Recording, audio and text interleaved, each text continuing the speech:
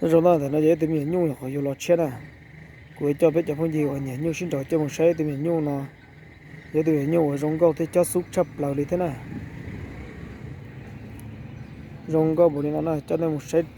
cuối cho nên là một xe chạy gì là một trò cho cao cho cắt tứ cho khó mua bón chê chạy gì chấp là cho trả giá nè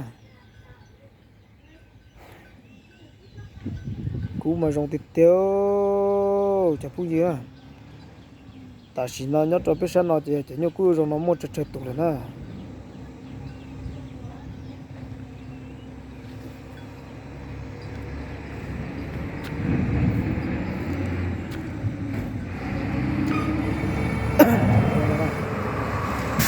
nhà tôi dùng nó nè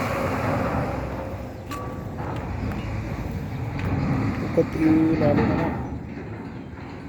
sai thế này chả phun gì nó sẽ có một tụ bánh vậy nè như trong nó giờ tụ câu nó nè một block câu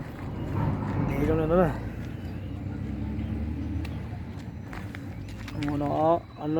nó cày nhau nữa nè luôn lo luôn nèo nó kìa cú nhung pha nó giờ pha ăn ra nè chỉ pha mềm thế chỉ pha lo chỉ pha ra là thế giờ búp búp là tôi nhung nhung tao tỏi một chỉ chồng nè bây giờ tôi nhớ xì trong tay cho nè tầm là nè cú hậu tiền nè không mua trong này nó nè chả có gì nè không mua trong này nó chả bón chi trong nó nè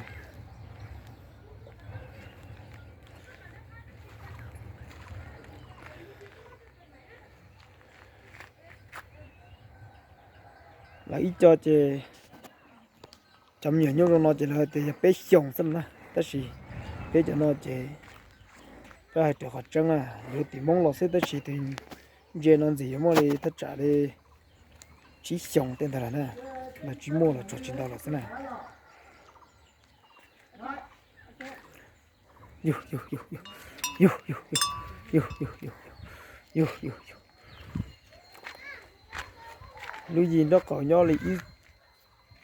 ít nồng nè căn chỗ nè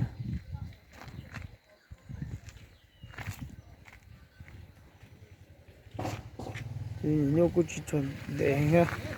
mua cũng cho nó xe á ít đó nè đó nè bé đó nè lâu đó nè cho lại ăn tí nè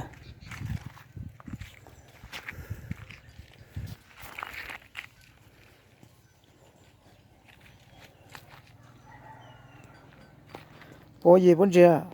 mọi ilu mọi ilu chỉ mua là sao nè yo yo yo yo sao xì nó gì vẫn chưa mua nữa sao nó chỉ mua nè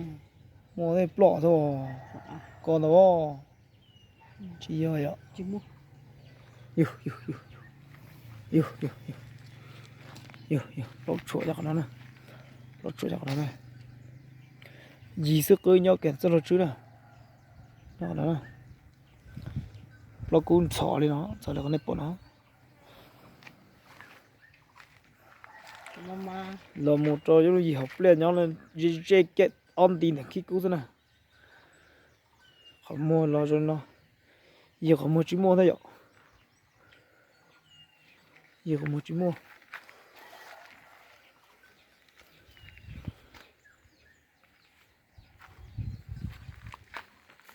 không mua gì hòn trò chỉ mua chỉ cho cả nó đó nhiều nhiều nhiều nhiều nhiều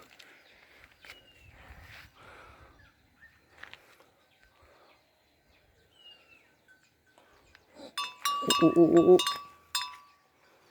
có chơi chỉ rồi nhiều nhiều nhiều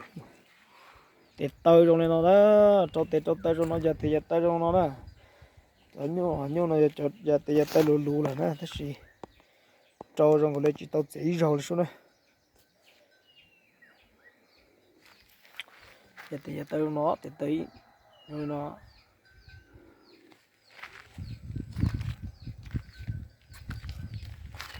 thay giống này nó gì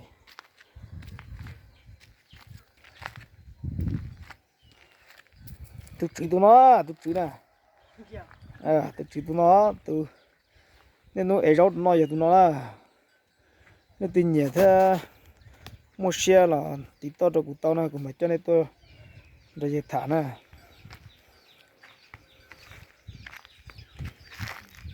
lý trời của mày cho nên biết sẽ được lòng sẽ khẩn trâu hoặc kỳ video đâu nè